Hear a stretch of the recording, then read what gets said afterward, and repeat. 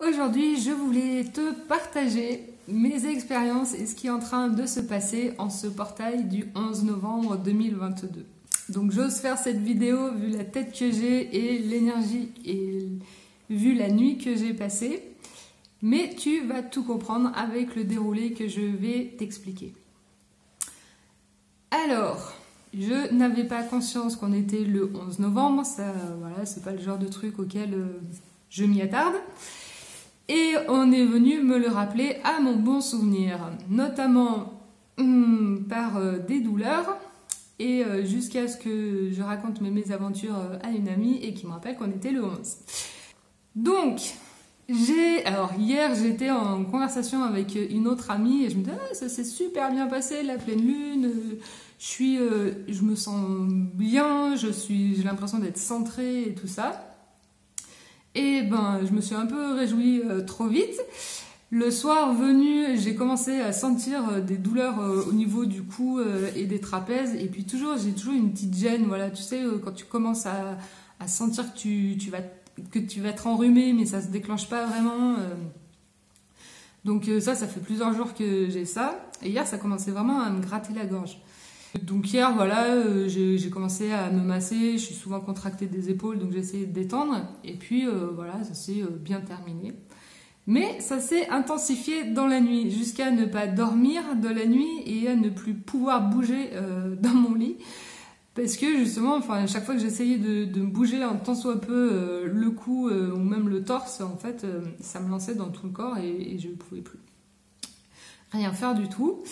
Alors ce que je fais voilà maintenant aujourd'hui dès que j'ai une douleur, dès que j'ai une sensation voilà qui me fait dire que qu'est-ce qu'il faut aller voir, qu'est-ce qui peut se cacher derrière.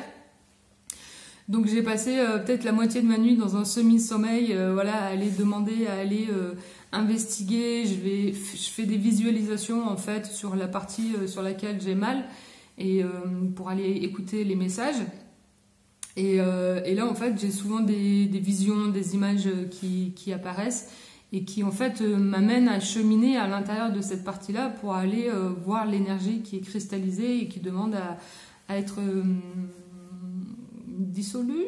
Donc pour te faire un rappel, on vient quand même de passer Halloween avec le 31 octobre. On a eu la pleine lune là début de semaine le 8 et on arrive à aujourd'hui portail du 11-11. Donc pour faire suite à tout ça et t'expliquer ma symbolique et les symboliques que j'ai mis en relation dans tout ce qui est en train de se passer.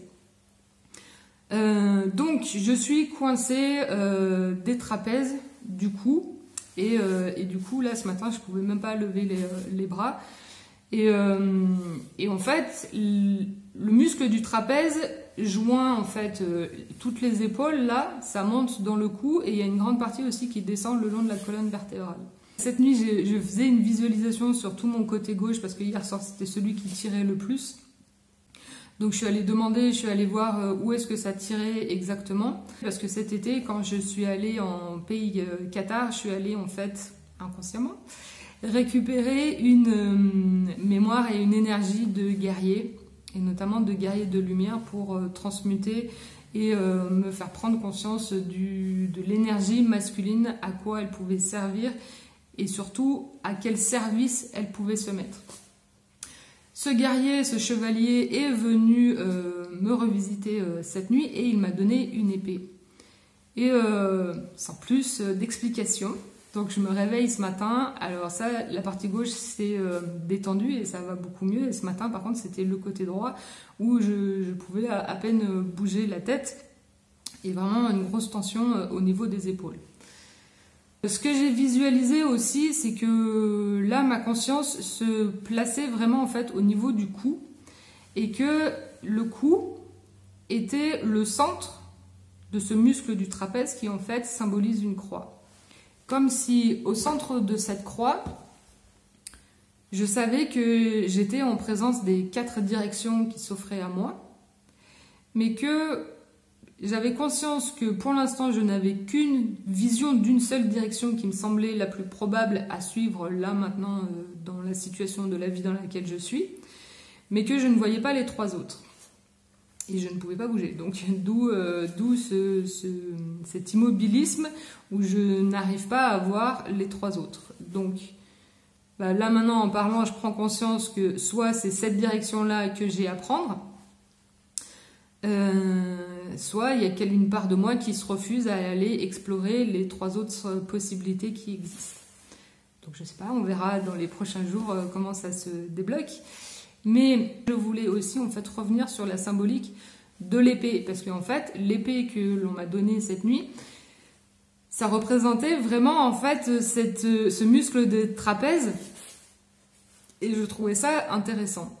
Et qu'est-ce que symbolise l'épée ? Eh ben, l'épée, en fait, c'est donc une arme, bien sûr, mais qui s'utilise tant dans le bien que dans le mal, comme toute chose, en fonction de ton intention et de ce pourquoi tu vas l'utiliser. L'épée représente aussi la justice. Donc, c'est une arme qui permet de trancher, de prendre des décisions quelque part, de trancher une situation, d'avoir une conscience aussi éclairée. Et surtout, en fait, si l'on retrace et si on fait le parallèle avec les mythes et légendes, l'épée accompagne les personnes qui sont dans une quête. Donc elle fait partie de ces objets qui accompagnent la quête de soi. Ce que j'ai vu aussi, c'est que souvent, en fait, là dans mon cas, elle est apparue lorsque en fait, je suis potentiellement en combat avec moi-même. Je suis en train de travailler sur un projet sur lequel je suis, on va dire, depuis 1 an, mais que j'essaye d'intensifier ces derniers mois, mais sur lequel, en fait, j'ose pas encore passer à l'action. Donc il y a un côté de moi qui est très excité, voire impatient, en fait, de concrétiser ce projet-là, mais une grosse part de moi qui freine, dans le sens où qu'il y a encore des peurs, des résistances sur lesquelles je dois encore travailler pour oser assumer ce que j'ai envie de mettre en place. Ce qui fait le lien avec ce qui est en train de se passer actuellement, aujourd'hui, en fait, avec les énergies d'aujourd'hui, qui est quelque part, en fait, l'engrangement des énergies qui va nous aider à rester déterminés sur ce que l'on veut mener, sur ce que l'on veut manifester.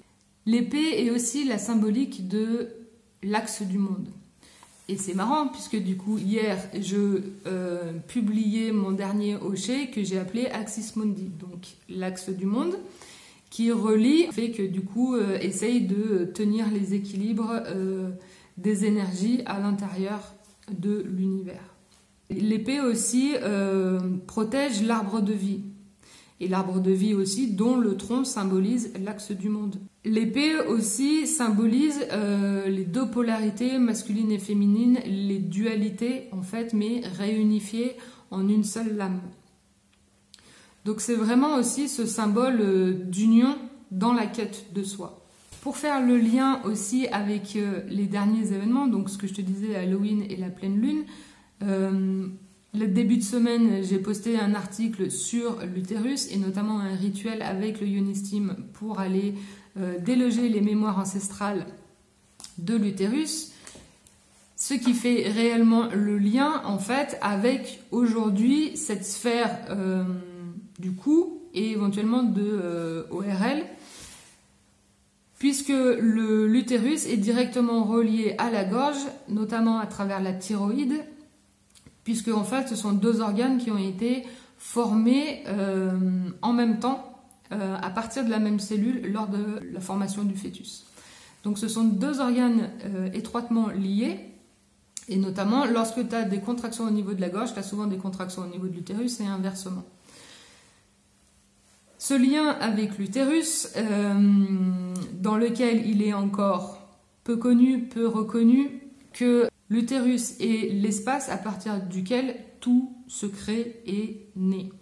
Donc c'est un portail aussi entre les mondes. L'utérus, on va dire, cosmique, de là où le temps du rêve existe, là où on commence à conceptualiser et à rêver, et le temps qu'il prenne forme et puisse aller passer un temps de gestation dans l'utérus avant que le concept, le rêve, soit mis au monde. Donc, dans le processus que moi j'ai fait et que j'ai partagé, dans le travail avec les ancêtres entamé à la pleine lune, je peux éventuellement voir la correspondance en fait entre ce qui a pu se passer, peut-être que j'ai débloqué des choses et que je n'ai pas encore conscience, qui peuvent potentiellement être en train de remonter et qui a besoin d'être exprimé. Le coup représentant un axe, la capacité à aller regarder dans toutes les directions, c'est aussi la capacité à parler, à dire sa vérité. Et là, je vais faire le lien entre une chose que j'ai lue et que j'ai trouvée juste intéressante, mais juste à garder en tête. Alors, je te fais un résumé de ce dont je me souviens. Que Jésus a dit qu'il n'était pas venu là pour appliquer la paix, mais pour appliquer l'épée.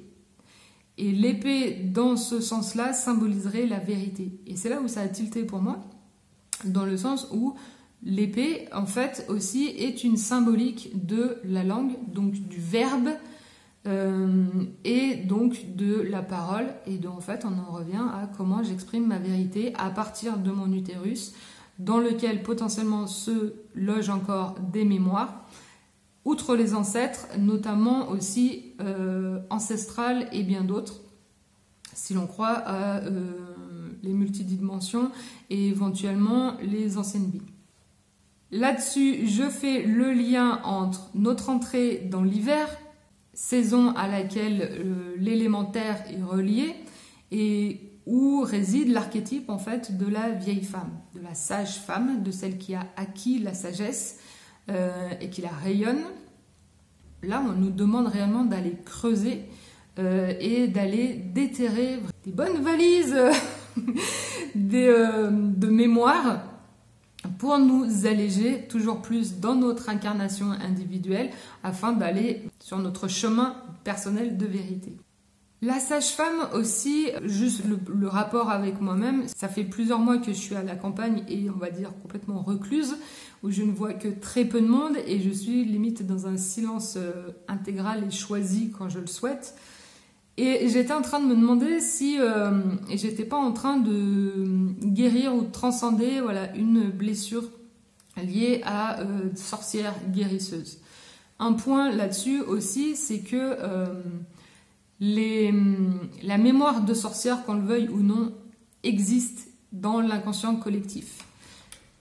Pour toutes celles qui sont dans l'énergétique, dans les soins, dans le chamanisme, dans herboristerie, sage-femme et autres, sont, pour ma part, et je le vois en fait dans tous les freins et les blocages que l'on a individuellement, sont liés à la chasse aux sorcières. Simplement en avoir conscience pour les libérer.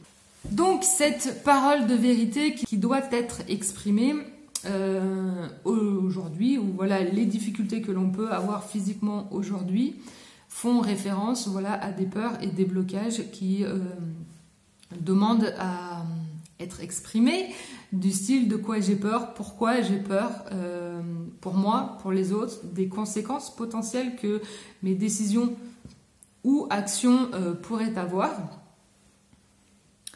Et pourquoi est-ce si dur en fait d'exprimer ma vérité et de dire aux autres mes décisions et mes besoins. Et comme tu peux le remarquer aussi, je me tape un joli bouton en plein sur le troisième œil, c'est charmant. Et pour ma part aussi, c'est que je voyais le lien encore une fois avec l'utérus et l'axe utérus, gorge, troisième œil.